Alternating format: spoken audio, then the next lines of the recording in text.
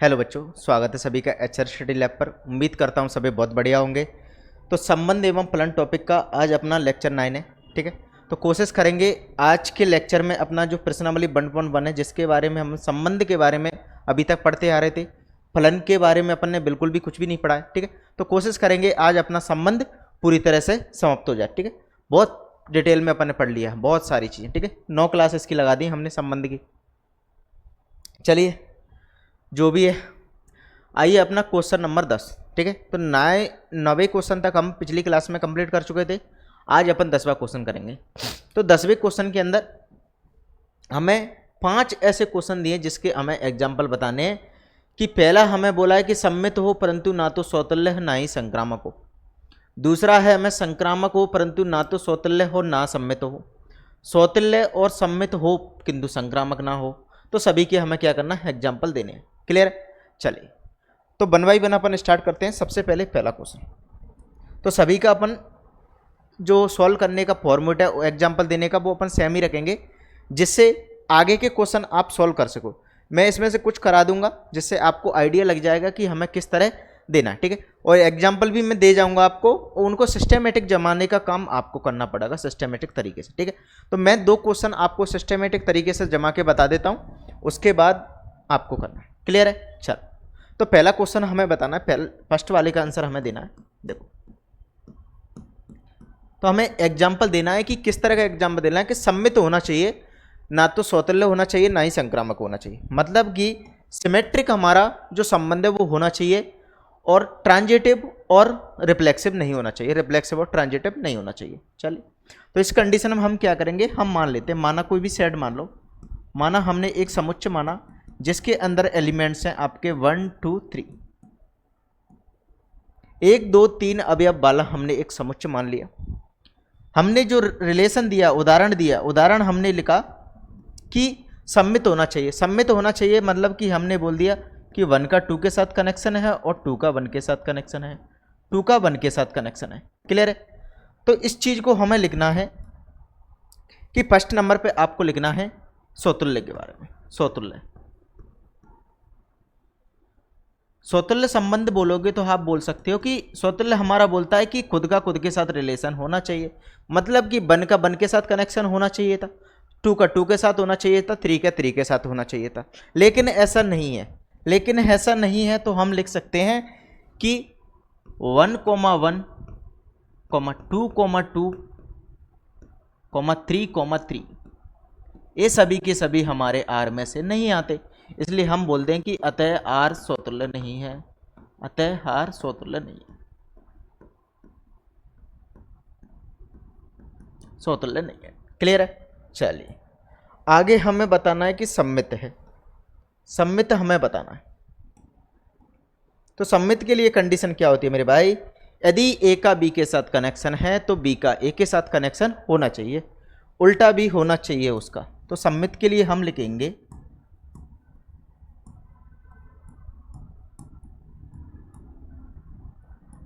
सम्मित संबंध के लिए हम लिखेंगे कि 1 का 2 के साथ कनेक्शन है, 1 का 1, 2 हमारा आर में से आता है तथा 2, 1 भी हमारा आर में से आता है।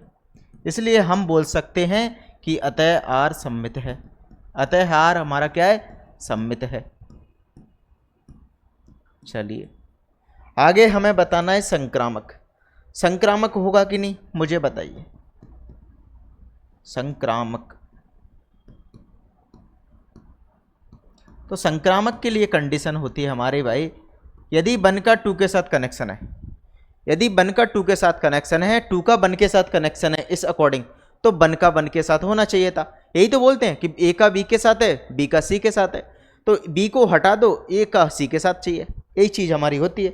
तो भाई सेम हमें यहाँ पे दिया है, यदि 1 का 2 के साथ कनेक्शन है, ये भी ठीक है, तथा 2 का 1 के साथ कनेक्शन है, 2 का 1 के साथ कनेक्शन है, लेकिन 1 का 1 के साथ कनेक्शन नहीं है, तो 1, 1 हमारा आर में से नहीं आता। हम बोल सकते हैं अतः आर हमारा क्या है, संक्रामक नहीं है, संक्रामक नहीं है। यहाँ तक बात क्लियर है, सभी को समझ में आई। तो इस तरह हमें एग्जाम्पल लेने, आपको कोई एक समुच्चय मान लेना है और उसके अकॉर्डिंग आपको एक संबंध मानना है, और संबंध इस तरह का मानना है कि वो यदि पहला वाला कंडीशन बोलता है कि सम्मित हो और स्वतुल्य ना संक्रामक हो, तो हमने उसी अकॉर्डिंग हमारा संबंध माना। ठीक है, तो सभी के अलग अलग आपको रिलेशन मानने हैं। ठीक है भाई, चलिए अगला एग्जाम्पल क्या है हमारा, नेक्स्ट एग्जाम्पल है हमारा संक्रामक हो परंतु ना तो स्वतुल्य ना ही सम्मित हो। इसको और मैं आपको सिस्टेमेटिक तरीके से लिख के बता देता हूं, बाकी के 3 आप सभी को करने हैं, उनके जो सेट है समुच्चय मैं आपको बता दूंगा और संबंध में आप सभी को बता जाऊंगा। क्लियर है, चलो तो इसका एग्जाम्पल हमने मान लिया, एक हमने सेट ले लेते हैं, सेट कोई भी ले लो, सेट कोई भी ले लो जिसके अंदर अवयव हो।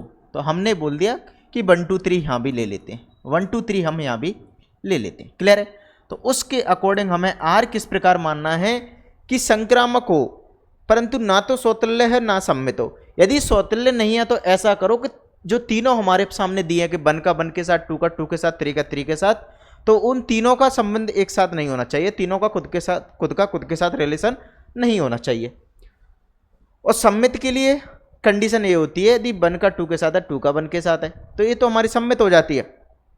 लेकिन हमें कुछ इस प्रकार मानना है कि कोई एक हमारा युग्म छूट जाए, उसका उल्टा ना बने। क्लियर है भाई, चलिए तो जैसे कि मैंने बोला कि 1 का 2 के साथ मैंने कनेक्शन कर दिया, ओके, 2 का मैंने 1 के साथ कनेक्शन कर दिया, ये भी ठीक है।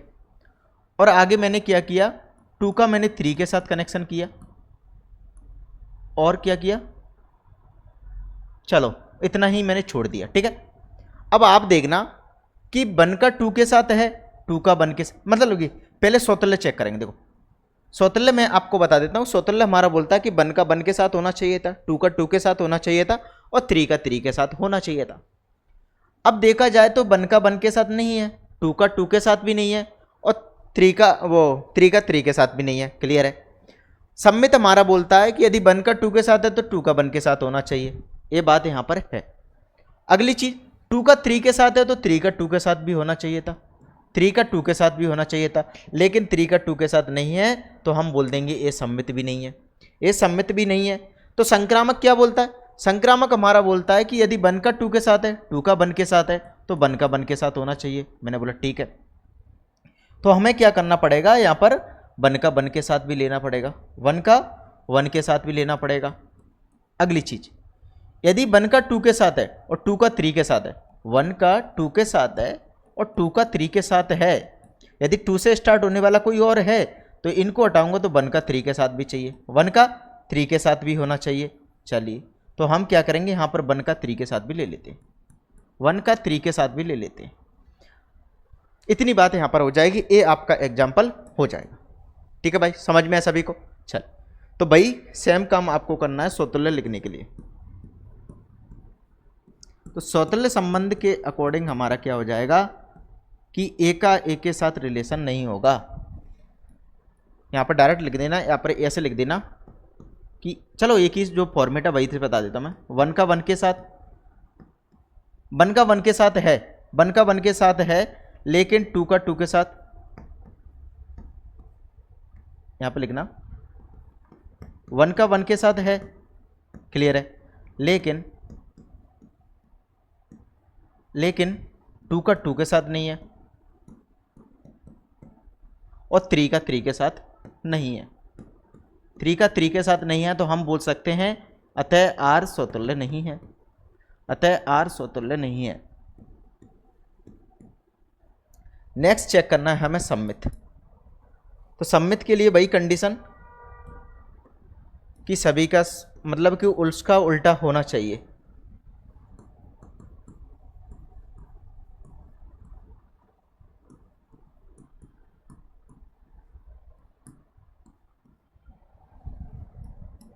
तो सम्मित के अकॉर्डिंग देखा जाए तो 2 का 3 के साथ है, 2 का 3 के साथ है, 2 का 3 के साथ है, लेकिन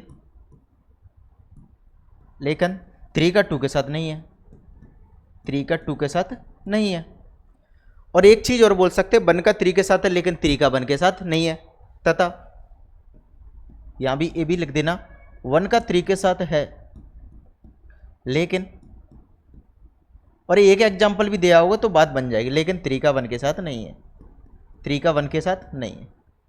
तो हम बोल सकते हैं अतः आर हमारा क्या है, अतः आर सममित नहीं है, अतः आर सममित नहीं। समझ में है सभी को बात। नेक्स्ट चेक कीजिए अपन संक्रामक, संक्रामक संबंध। तो संक्रामक बोलता है मेरे भाई यदि ए का बी के साथ है, बी का सी के साथ है तो ए का सी के साथ होना चाहिए। इसी अकॉर्डिंग देखा जाए तो 1 का 2 के साथ है और 2 का 3 के साथ है, तो हमें चाहिए 1 का 3 के साथ, वो हमारे पास है। यदि 1 का 2 के साथ है, 2 का 1 के साथ है तो हमें चाहिए 1 का 1 के साथ, 1 का 1 के साथ चाहिए। तो वो चीज़ यहाँ पर क्लियर हो जाएगी कि यहाँ पर लिख देना आप कि 1 का 2 के साथ है, 2 का 1 के साथ है,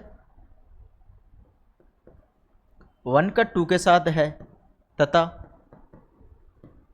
2 का 1 के साथ है,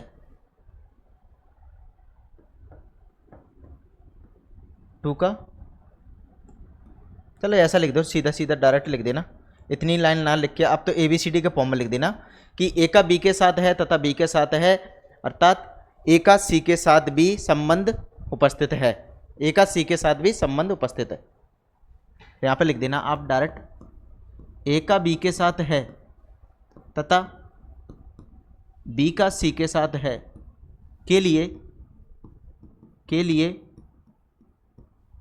ए का सी के साथ, ए का सी के साथ यहाँ पे संबंधी बोल देना, के लिए ए का सी के साथ संबंध विद्यमान है, ए का सी के साथ रिलेशन है, वो सेट क्या कहते हैं संबंध में विद्यमान है, ठीक है, विद्यमान है।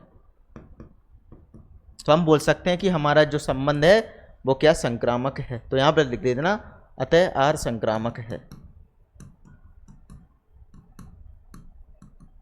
क्लियर है। और यहाँ पर है ऐसा भी लिख सकते हैं 1 का 2 के साथ है, 2 का 1 के साथ है तो उसके लिए 1 का 1 के साथ है, 1 का 2 के साथ है, 2 का 3 के साथ है तो 1 का 3 के साथ भी है, तो हम बोल सकते हैं कि ये आपका संक्रामक है। समझ में है सभी को बात।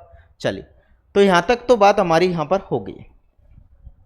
अब क्या करना मेरे भाई, अब आप सभी को लिख के देखना है और मैं आपको सभी के लिए बना के यहाँ पर एग्जाम्पल दे देता हूँ, ठीक है। तो ये जो लैंग्वेज में अब तक लिखता था वो सारी की सारी चीज़ अब आपको लिखनी है। चलिए इस लाइन को भी मैं यहाँ पर कर देता हूँ। चलो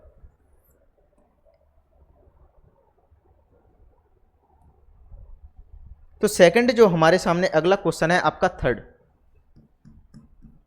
तो थर्ड के लिए मैंने एक सेट मान लिया, माना आपके सामने एक समुच्चय है ए जिसके अंदर अवयव हैं आपके 1 2 3, 1 2 3 आपके सामने अवयव हैं और रिलेशन इसके लिए क्या हो जाएगा, इसमें बोला है कि स्वतुल्य और सम्मित होना चाहिए, संक्रामक नहीं होना चाहिए। स्वतुल्य और सम्मित होना चाहिए, संक्रामक नहीं होना चाहिए। तो स्वतुल्य को होने के लिए हम बोलेंगे कि 1 का 1 के साथ है, 2 का 2 के साथ भी है और 3 का 3 के साथ भी है। इतनी बात से हमारा क्या हुआ, इतना क्लियर हो गया कि ये स्वतुल्य है, रिफ्लेक्सिव है। सम्मित होने के लिए हम लिख देते हैं कि 1 का 2 के साथ है, 1 का 2 के साथ है और 2 का 3 के साथ है, सॉरी 2 का 3 के साथ है, 2 का 3 के साथ है और 3 का 2 के साथ है। उस अकॉर्डिंग देखा जाए तो 2 का 2 के साथ भी है। तो ये चीज़ हमारी यहाँ पर हो जाएगी कि ये आपका क्या हो जाएगा मेरे भाई, ये आपका संक्रामक भी हो जाएगा। इतनी बात पे हाँ अगर हमने छोड़ दिया तो हम बोल सकते हैं ये संक्रामक भी होगा, ये संक्रामक भी होगा, ठीक है। चलो तो 2 का 3, अब मैंने यहीं पे बोल दिया कि 1 का 3 के साथ है, 1 का 3 के साथ है और 3 का 1 के साथ है, 3 का 1 के साथ है। क्या अब ये संक्रामक होगा, क्या अब ये संक्रामक होगा? तो चेक कीजिएगा कि 2 का 3 के साथ है, 2 का 3 के साथ है और 3 का हमारा 1 के साथ है। तो मुझे बताइए क्या 2 का 1 के साथ है? क्या मुझे बताइए आप सभी कि यहाँ पे 2 का 1 के साथ है? तो 2 का 1 के साथ नहीं है। टू का वन के साथ नहीं है, इस कंडीशन में ये क्या हो जाएगा, संक्रामक नहीं होगा। संक्रामक नहीं होगा मेरे भाई, संक्रामक नहीं होगा। और हमें बताना था कि संक्रामक नहीं होना चाहिए, स्वतुल्य और सम्मित होना चाहिए। तो इतनी बात यहाँ पर क्लियर होती है, समझ में आई सभी को बात। तो थर्ड क्वेश्चन का एग्जाम्पल आपका ए रह जाएगा, और लैंग्वेज में आप सभी लिख सकते हैं कि वन का वन के, ये सभी का सभी के साथ है तो ये स्वतुल्य है। टू का थ्री के साथ है, थ्री का टू के साथ है, वन का थ्री के साथ है, थ्री का वन के साथ है, मतलब कि उल्टा भी है तो हम बोल सकते हैं सम्मित है। और संक्रामक इसलिए नहीं है कि टू का थ्री के साथ है और थ्री का वन के साथ है, तो उस कंडीशन में टू का वन के साथ होना चाहिए था, लेकिन टू का वन के साथ नहीं है, इसलिए हम इसको संक्रामक नहीं बोल सकते। नेक्स्ट देखिएगा फोर्थ। तो फोर्थ के लिए हम क्या करते हैं, आपके सामने एक सेट लेते हैं 1 2 3 का। हमने माना ये सेट है आपके सामने जिसके अंदर अवयव है आपके 1 2, 3। यहां देखिएगा कि स्वतुल्य और संक्रामक होना चाहिए और सम्मित नहीं होना चाहिए, सम्मित नहीं होना चाहिए। एक मिनट, चलिए देख। तो उस कंडीशन में जो आर हमारा क्या होगा कि हमें स्वतुल्य होना चाहिए। स्वतुल्य है तो वन का वन के साथ होना चाहिए, टू का टू के साथ होना चाहिए और थ्री का थ्री के साथ होना चाहिए। समझ में सभी को बात। आगे देखिएगा। और सम्मित ना होने के लिए हम बोल सकते हैं कि यदि वन का टू के साथ है और टू का हमारा थ्री के साथ है, टू का थ्री के साथ है, वन का टू के साथ है, टू का थ्री के साथ है, और हम बोल सकते हैं कि वन का आपका थ्री के साथ है। क्या इस कंडीशन में आपका जो संबंध है वो सम्मित होगा? सम्मित होने के लिए कंडीशन है कि ए का बी के साथ है तो बी का ए के साथ होना चाहिए। मुझे बताइए, वन का टू के साथ है तो टू का वन के साथ है? नहीं है। टू का थ्री के साथ है तो थ्री का टू के साथ नहीं है। वन का थ्री के साथ है, थ्री का वन के साथ नहीं है। संक्रामक होने के लिए वन का टू के साथ है, टू का थ्री के साथ है, उस कंडीशन में हमें चाहिए वन का थ्री के साथ, तो वन का थ्री के साथ भी है, तो ये क्या हो जाएगा, संक्रामक हो जाएगा, लेकिन सम्मित नहीं होगा और स्वतुल्य हो जाएगा। समझ में आई सभी को बात? अच्छा, नेक्स्ट क्वेश्चन है आपके सामने फिफ्थ। तो फिफ्थ क्वेश्चन के लिए हम बोल देते हैं कि माना कोई एक सेट है आपके सामने, माना ये हमारा अवयव है जिसके अंदर एलिमेंट्स हैं आपके 1 2 3। तो सेम एलिमेंट्स के हमने अवयव लिए हैं और आर हमने यहाँ पर बना है। आर किस अकॉर्डिंग बना है कि सम्मित और संक्रामक होना चाहिए किंतु स्वतुल्य ना हो। सम्मित और संक्रामक होना चाहिए, स्वतुल्य ना है तो सभी के लिए हम क्या करेंगे, वन का वन का, टू का टू का, थ्री का थ्री का नहीं रखेंगे। सम्मित और संक्रामक की कंडीशन देख लीजिए। देखो, मैंने बोला कि वन का टू के साथ है और टू का वन के साथ है। इतनी कंडीशन में ये हुआ कि ये संक्रामक सम्मित हो गया, सम्मित हो गया। और संक्रामक होने के लिए वन का वन के साथ भी होना चाहिए, संक्रामक होने के लिए वन का वन के साथ भी होना चाहिए। तो आप देख सकते हैं कि वन का टू के साथ है, टू का वन के साथ है, उस अकॉर्डिंग हमें चाहिए वन का वन, तो वन का वन मिल गया, तो इस हिसाब से ये संक्रामक हो गया। और सम्मित के लिए वन का टू के साथ है, टू का वन के साथ है, तो सम्मित हो गया। आगे देखो, वन का वन के साथ है, उल्टा इसका क्या होता है, वन का वन के साथ, तो वो भी बात सेटिस्फाई हो गई। स्वतुल्य इसलिए नहीं है, ये तीनों एलिमेंट्स के खुद का खुद के साथ रिलेशन नहीं। इतनी बात सभी को समझ में आ गई। चल, अब आइए अगले क्वेश्चन की तरफ। नेक्स्ट क्वेश्चन आपके सामने दिया 11वां क्वेश्चन। सिद्ध कीजिए किसी समतल में स्थित बिंदुओं के समुच्चय में आर जो रिलेशन हमें दिया है वो हमें इस प्रकार दिया है कि बिंदु P की मूल बिंदु से दूरी और बिंदु Q की मूल बिंदु से दूरी क्या समान है। देखो भाई, मेरे भाई यहां पर समझना, जैसे कि ये हमारा मूल बिंदु है, यहां से दो पॉइंट्स हैं हमारे सामने, एक P है और एक Q है, एक P है और एक Q है। तो मूल बिंदु से, माना कि मूल बिंदु हमारे 0, यहां से बिंदु P की दूरी भी बराबर है और बिंदु Q की दूरी भी बराबर है। मतलब कि यदि ये 4 है तो ये भी 4 है। ये चीज हमें बोली गई है कि यदि मूल बिंदु से दोनों की दूरी समान होनी चाहिए, O की P से होनी चाहिए, उसी अकॉर्डिंग, उसी मतलब जितनी O की P से है उतनी ही O की हमारी Q तक होनी चाहिए। तो स्वतुल्य हमारा क्या बोलता है कि खुद का खुद के साथ रिलेशन। यदि O की P तक मतलब कि P बिंदु तक दूरी समान होनी चाहिए मूल बिंदु से, तो P की तो P तक होगी ना समान, P की तो P तक होगी।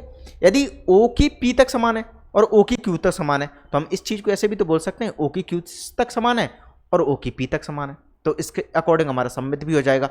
यदि तीनों दूरी है, मान के चलो यहां पर 3 पॉइंट हो गए, 3 पॉइंट हो गए हमारे सामने, पी क्यू आर।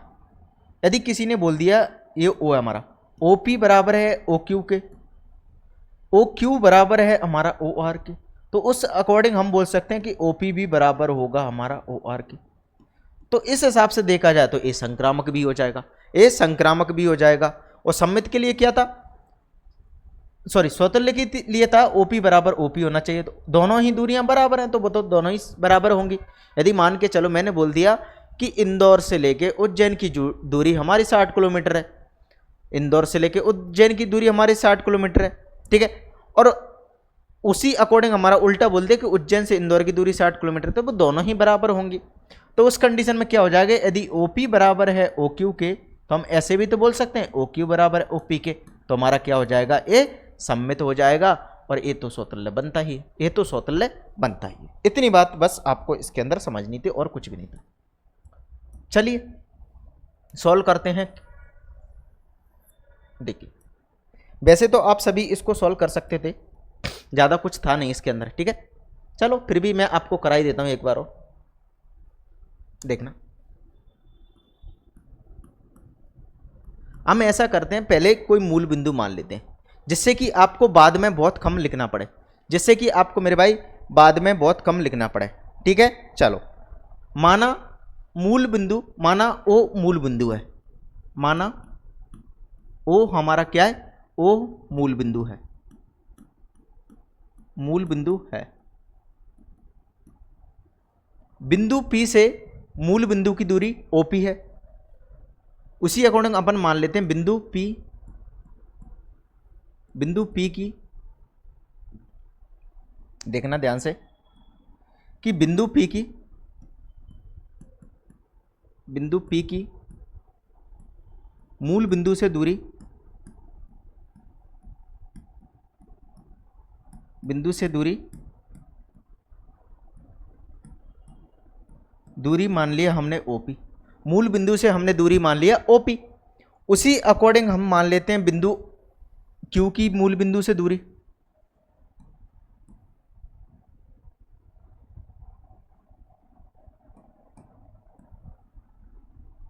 चलिए तो यहां पर लिख लेंगे तो बाद में हमें बहुत कम लिखना पड़ेगा, ठीक है। चलो ओहो ठीक है, ओके कोई ना बात नहीं। चलो तो हम बोल सकते हैं कि बिंदु Q की मूल बिंदु से दूरी यहां पर हो जाएगी हमारी OQ और OR, यहां लिख सकते हैं बिंदु R की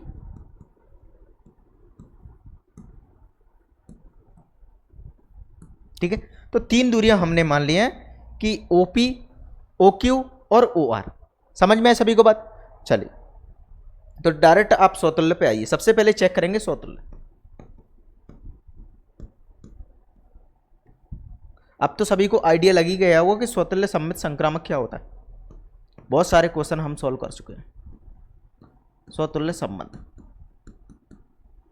देखना ध्यान से, स्वतुल्य हमारा बोलता है कि OP बराबर OP, मतलब कि बिंदु मूल बिंदु से P की दूरी बराबर होनी चाहिए मूल बिंदु से P की दूरी, यही तो बोलता है खुद के साथ दूरी बराबर होनी चाहिए। इस कंडीशन में आप लिख सकते हो कि OP बराबर OP, OP बराबर OP, OP बराबर OP, OP बराबर OP यहां पर हो जाएगा, OP बराबर OP यहां पर हो जाएगा। तो हम बोल सकते हैं कि P, हमारा संबंध R में से है, तो हम बोल सकते हैं कि P, हमारा क्या मेरे भाई संबंध R में से है। यदि ये R में से है तो हम बोल सकते हैं अतः R हमारा क्या है, स्वतुल्य है, ठीक है। चल अब चेक कीजिए सम्मित।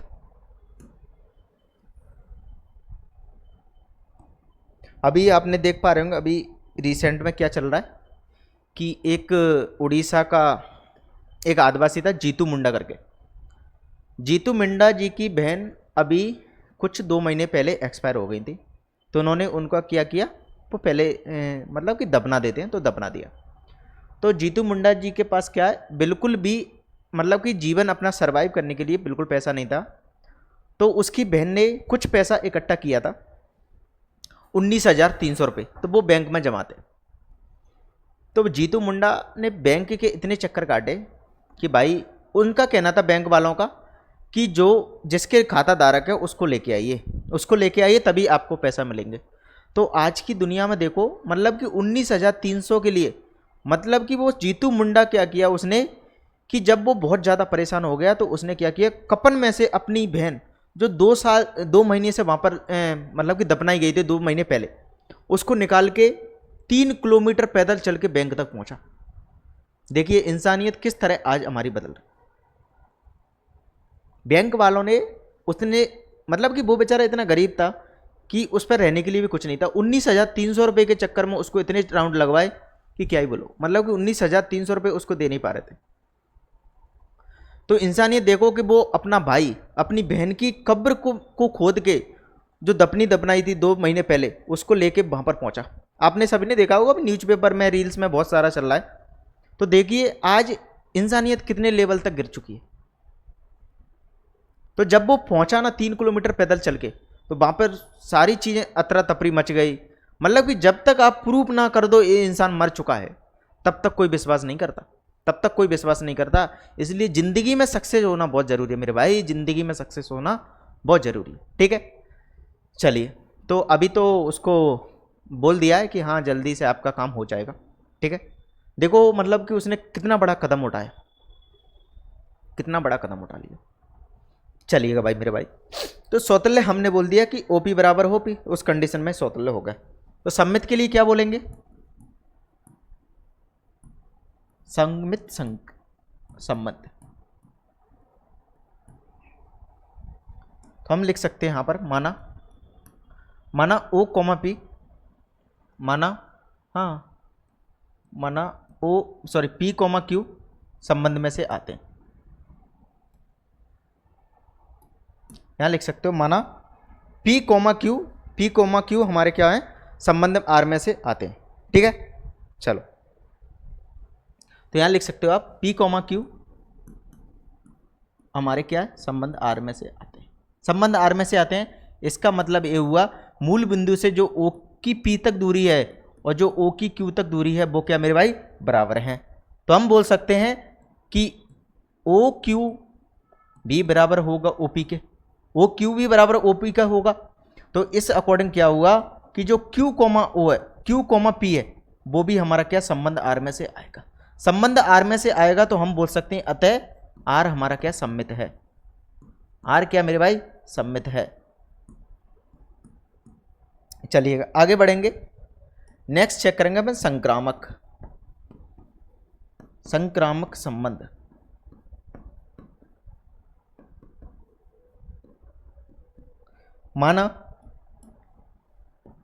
माना पी कॉमा क्यू हमारा आर में से आता है तथा क्यू कॉमा आर भी हमारा आर में से आता है। इस अकॉर्डिंग हम बोल सकते हैं कि OP बराबर है आपका OQ के तथा OQ बराबर हो जाएगा हमारा OR के।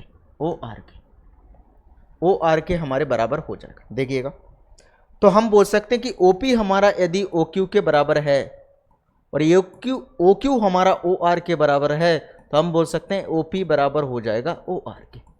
ठीक है, यदि ये तीनों बराबर हैं तो वो आपस में कोई भी ले लो बराबर ही रहेंगे। चलिएगा, तो यहां से अपन बोल सकते हैं कि OP बराबर होगा OR के। ठीक है, तो यहां से क्या हुआ कि जो P कॉमा R है वो भी हमारा क्या हुआ, इस संबंध में से आ गया। तो हम बोल सकते हैं अतः R संक्रामक है।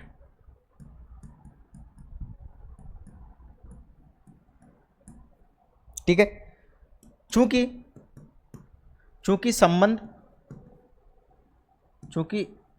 आर स्वतुल्य सम्मित, चूंकि संबंध आर ठीक है, संबंध स्वतुल्य कॉमा सम्मित तथा संक्रामक है, इसलिए हम बोल सकते हैं अतः, इसलिए आर तुल्यता संबंध है, इसलिए आर क्या है, तुल्यता संबंध है। यही हमें सिद्ध करके बताना था कि आर क्या होना चाहिए, एक तुल्यता संबंध है, इसलिए आर हम बोल सकते हैं एक तुल्यता संबंध है। समझ में सभी को बात। चलिए तो आगे एक चीज और दी है कि पुनः सिद्ध कीजिए कि बिंदु P जो कि 0 0 नहीं है, 0 0 नहीं है मतलब कि P हमारा क्या मूल बिंदु पर नहीं है, से संबंधित सभी बिंदुओं का समुच्चय P से होकर जाने वाले एक ऐसे वृत्त को निरूपित करता है। देखिएगा ध्यान से समझना इसको। तो P से संबंधित सभी बिंदुओं की मूल बिंदु से दूरी समान होगी, क्योंकि यदि P के बराबर ही है वो सारे के सारे, P के बराबर ही बराबर है। ठीक है, देखो मैं आपको इसको बताता हूं कैसे हो रहा है। जैसे कि एक हमने समुच्चय लिया, एक मैंने आपके सामने ग्राफ बनाया, देखो ये क्या हमारा मूल बिंदु है, ये हमारा क्या मूल बिंदु है।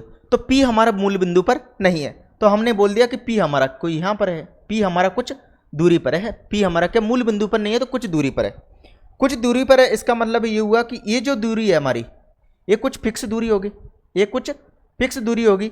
तो इसी से संबंधित और दूरियां हैं, वो उन सभी को मिला दें तो वो एक वृत्त को निरूपित करती हैं। जैसे कि मैंने बोल दिया एक हमारी ये हो जाएगी, देखना सेम तरीके से देखो मूल बिंदु से एक दूरी ये हो जाएगी हमारी, क्या हो गया, चलो एक सेकंड देखो। तो मूल बिंदु से एक दूरी फिक्स दूरी हमें लेना है, फिक्स दूरी हमें लेना है। ठीक है, चलो एक मैंने ए बोल दिया, एक मैंने ए बोल दिया, सभी मुझे बराबर की दूरियां चाहिए, सभी मेरी बराबर होनी चाहिए, सभी मेरी बराबर होनी चाहिए।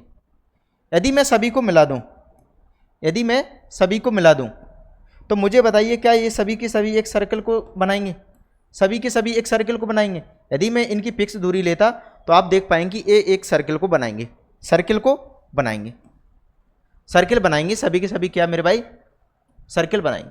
ठीक है, तो आप ऐसे भी देख लेना, कोई भी दिक्कत की बात नहीं। चलो तो यहां से गौर करना कि जब भी मैं क्या करूं, जैसे कि मैंने एक सर्कल लिया, मैंने एक सर्कल लिया और इसके अंदर एक बिंदु बनाया जो मूल बिंदु है। यहां से कोई बिंदु है हमारा P, यहां तक की दूरी हमारी P।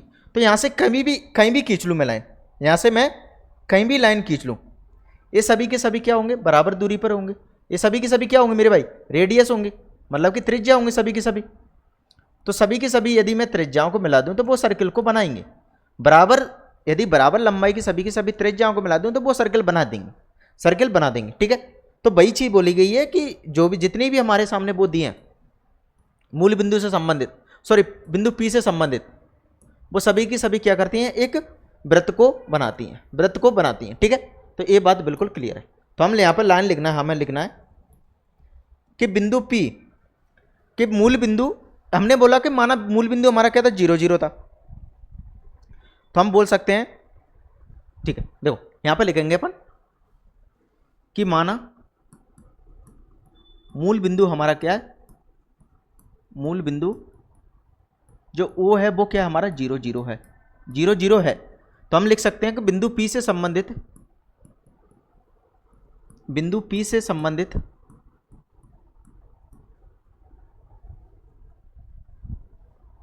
बिंदु P से संबंधित सभी बिंदुओं की, सभी बिंदुओं की, सभी बिंदुओं की दूरी, की दूरी मूल बिंदु से समान होगी, की दूरी मूल बिंदु से समान होगी, मूल बिंदु से समान होगी। कि बिंदु P से संबंधित सभी बिंदुओं की दूरी क्या है, मूल बिंदु से समान दूरी पर होंगे। ठीक है, मूल बिंदु से समान दूरी पर होंगे। ठीक है, बिंदु P से संबंधित सभी बिंदुओं की दूरी मूल बिंदु से समान होगी। तो हम बोल सकते हैं कि जो कि बिंदु हमारा P है, बिंदु P है जो हमारा बिंदु P, जो कि आपका क्या है, जो कि हमारा क्या है, मूल बिंदु नहीं है, मूल बिंदु नहीं है, मूल बिंदु नहीं है, से संबंधित सभी बिंदु मिलकर एक वृत्त को निरूपित करते हैं। तो वो सभी के सभी मिलकर क्या करते हैं, ठीक है, ठीक है। तो हम बोल सकते हैं कि जो P हमारा क्या मूल बिंदु नहीं है, से संबंधित सभी बिंदु, से संबंधित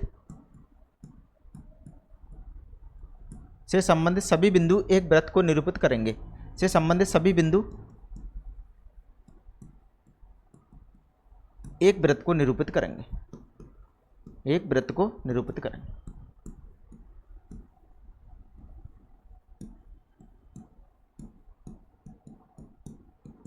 ठीक है मेरे भाई, तो इतनी लाइन आपको लिख देना है, इससे क्लियर हो जाएगा कि वो सभी के सभी हमारे क्या मेरे भाई एक मूल बिंदु से, ठीक है, कि वो क्या करेंगे, एक वृत्त को निरूपित करेंगे जिसका केंद्र मूल बिंदु होगा। जिसका केंद्र क्या होगा इस वृत्त का, जिसका केंद्र मूल बिंदु होगा, जिसका केंद्र मूल बिंदु होगा। ये लाइन लिख देना लास्ट में।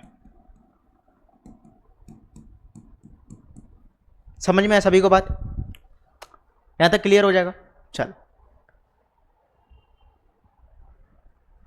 ठीक है, अब अगले क्वेश्चन की तरफ आइए। 12वां और 13वां, 15 और 16 क्वेश्चन हमने कर लिए थे। अभी आपके इसमें 3 क्वेश्चन और बचे हैं। ठीक है, देखो जो 12वां क्वेश्चन है ना, ये हमारा एक एग्जाम्पल था। मैं आपको बताना चाहूँगा कौन सा एग्जाम्पल था, एक सेकंड रुकिएगा। हाँ, एग्जाम्पल 2 हमने सॉल्व किया था। एग्जाम्पल 2 की तरह बिल्कुल सेम टू सेम। समरूप क्या होता है, समरूप का मतलब क्या होता है ये समझ लो, सबसे बड़ी चीज़। वहाँ पे कुछ ऐसा था, सर्वांग सम कुछ ऐसा था कि, चलो मैं एक सेकंड बुक में देख के बताता हूँ क्या था वहाँ पर। हाँ, वहाँ पर बात की गई थी सर्वांग सम की, यहाँ पर बात की गई समरूप की। तो सर्वांग सम क्या होता था कि same to same, same to same, मतलब कि जैसे कि मैंने आपके सामने एक ए बनाया, देखो ध्यान से समझना थोड़ा, बस समझ जाओ बात बन जाएगी। जैसे कि मैंने ए आपके सामने एक चित्र बनाया, इसको मैंने बनाया फिल कर दिया येलो कलर से। अब इसी की मैं यदि फोटो कॉपी लो, यदि मैं इसी की फोटो कॉपी लेके, देखो मैंने एक दूसरा बना दिया जिसके अंदर मैंने फिल कर दिया, ठीक है, ये मैंने फिल कर दिया। ओहो ये क्या हो गया, चलो अब मैंने ये फिल कर दिया। अब मैं क्या करूं, इसको उठा के इसके ऊपर रख दूं, इसको उठा के इसके ऊपर रख दूं।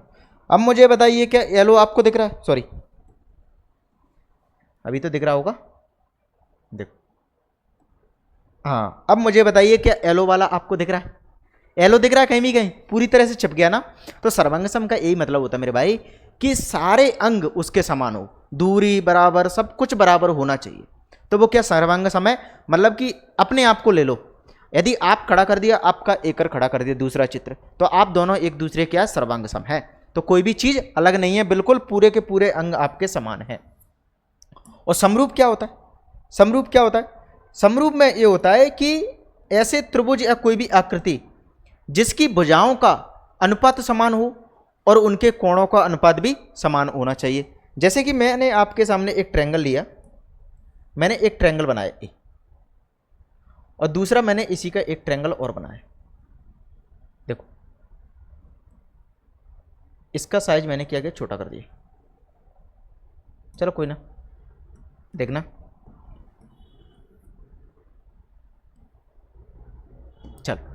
अब मैंने बोला कि इसकी जो भुजा की लंबाई है ये आपकी 3 4 5 होती है, तो मैंने बोला ये 10 है, 3 4, ये 8 है और ये आपकी 6 है। और इसका मैंने बोल दिया ये 3 है, ये 4 है और ये 5 है, मतलब कि ये छोटा है तो इसकी भुजाओं की लंबाई भी छोटी होगी। अब इनके यदि अनुपात की देखा जाए, अनुपात देखा जाए तो मैं बोल दूंगा यहाँ पर कितने का अनुपात है, 6 8 और 10। यहाँ पर कितना अनुपात है, आप कहेंगे 3, 4, 5। जब मैं इसको 2 से काटता हूँ, जब मैं इसको 2 से काटूंगा सभी को, तो ये निकल के आएगा 3, ये निकल के आएगा 4, ये निकल के आएगा 5। तो ये भी 3 4 5, ये भी 3 4 5। तो देखा जाए तो यहाँ पर क्या मेरे भाई, अनुपात इनका समान है, अनुपात रेशियो इनका क्या निकल के आया, समान निकल के आया। मतलब कि क्या हुआ है, यदि ये 3 4 5 है तो इसका 2 गुना करके मैंने 6 8 10 बना दिया। 3 गुना कर देता तो मैं निकल देता 12, 4 12, 3 मतलब कि 3 3 9, 5 3 15, मतलब कि 9 12 15 का भी बना सकता, 9 12 15 का भी बना सकता था, सॉरी हाँ 9 12 15 का भी बना सकता था। तो इनके क्या है, सभी के सभी क्या मेरे भाई, सभी के सभी क्या है, इनके अनुपात समान है, अनुपात समान आना चाहिए बस। मतलब कि ये मान के चलो, यदि हमने एक बड़ा सा कोई बंगला ले लिया और उसी का एक छोटा सा रूप ले लिया, मतलब कि सेम टू सेम स्ट्रक्चर वैसा ही है, बस साइज का अंतर है, बस क्या है, साइज का अंतर है, तो वो क्या होता है, समरूप हो जाते हैं। ठीक है, तो बस और कुछ भी चीज नहीं थी, तो बस इतना बात आपको समझना था समरूप के बारे में। ठीक है, तो सारी की सारी चीज आपकी वही हो जाएंगी। तो ये तुल्यता भी हो जाएगा। तुल्यता कैसे हो जाएगा कि यदि T1 मतलब कि दो मैंने त्रिभुज ले लिए T1 और T1, T1 और T1, यदि देखो ऐसा नहीं है कि ये साइज छोटे हैं तभी समरूप होंगे, यदि ये बराबर हैं तब भी समरूप होंगे, तब भी समरूप होंगे। यदि ये छोटा भी है तो भी समरूप होंगे, यदि ये छोटा भी है तो भी समरूप होंगे, और बराबर है तो भी समरूप होंगे।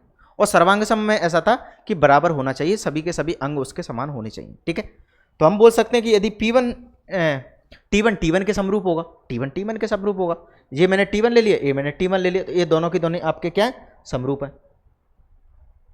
और समरूप के लिए आप एक साइन यूज कर सकते हैं, ए वाला। ठीक है, तो आपने 10th क्लास में बिल्कुल पढ़ा होगा, समझ में आई सभी को बात? ठीक है, तो ये क्या आ जाएगा, समरूप हो जाएगा। क्लियर है?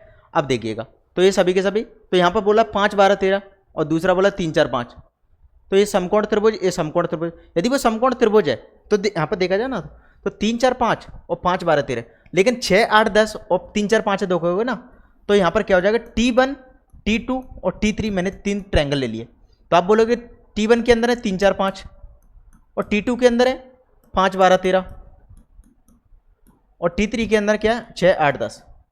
तो यहां पर क्या होगा, जो T1 और T3 है, T1 और T3 दोनों क्या हो जाएंगे, T1 और T3 दोनों ही क्या हो जाएंगे, समरूप हो जाएंगे, दोनों ही समरूप हो जाएंगे। तो ये दोनों क्या हो जाएंगे, एक दूसरे से कनेक्ट होंगे। ठीक है, T1 T3 में से कौन से एक दूसरे से संबंधित है, तो हम बोल सकते हैं T1 और T3 एक दूसरे से संबंधित होंगे।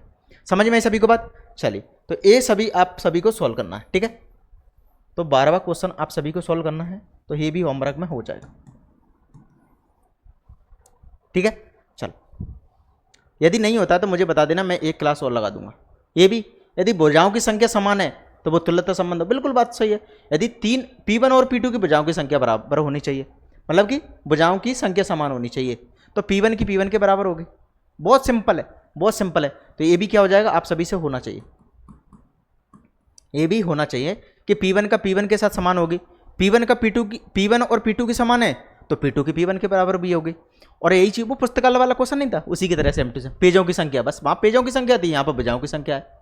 चलो, 3 4 5 लंबाई की भुजाओं वाले समकोण त्रिभुज से संबंधित समुच्च ए के सभी अवयवों का समुच्चय ज्ञात कीजिए, तो कोई दिक्कत की बात नहीं है। नेक्स्ट क्वेश्चन है आपके सामने ए वाला, तो ये समांतर वाला आ गया। तो समांतर वाला ऑलरेडी हम कर चुके हैं, समांतर वाला ऑलरेडी कर चुके हैं हम, समांतर वाला ऑलरेडी कर चुके। तो L1 L2 के समांतर है, तो L1 L1 के समांतर होगा। जैसे समांतर का मतलब क्या होता है, ये दो भुजाएं, ए इसके समांतर है तो ए इसके समांतर होगी। यदि L1 L1 है तो वो होगी, L1 L2 के समांतर है तो L2 L1 के समांतर होगी। यदि L2 हमारी L3 के समांतर है तो हम बोल सकते हैं L1 L3 के समांतर होगी। तो ए भी आप सभी को होना चाहिए, ए भी सभी का हो जाना चाहिए। ठीक है, तो ए भी क्या हो जाएगा, यहाँ पर तुल्यता संबंध हो जाएगा, तुल्यता संबंध हो जाएगा। क्लियर है सभी को बात समझ में आई? और y बराबर 2x प्लस 4 से संबंधित समस्त रेखाओं का समुच्चय ज्ञात कीजिए। तो y बराबर 2x आप सभी जानते होंगे समीकरण, इसको बोलते हैं y बराबर mx प्लस सी करके, mx प्लस सी करके बोलते हैं। ठीक है, तो सभी से ये क्वेश्चन हो जाने चाहिए। चलिए तो मेरे भाई, तो और जो 15th और 16th क्वेश्चन है वो हमने क्या कर दिया था, ऑब्जेक्टिव क्वेश्चन जब सॉल्व किए थे उसके अंदर मैंने 15वां और 16 क्वेश्चन सॉल्व करा दिया था ऑलरेडी। ठीक है, चलिए तो भाई यहाँ पर जो हमारा संबंध तो था, संबंध को आज अपन ने पूरा का पूरा समाप्त कर दिया। ठीक है, यदि कोई क्वेश्चन आपको सॉल्यूशन नहीं समझ में आता है तो मुझे कमेंट बता देना, मैं आपको सॉल्यूशन उसका प्रोवाइड करवा दूँगा। ठीक है, चलिए तो आज के लिए इतना ही। थैंक यू, जय हिंद, जय भारत।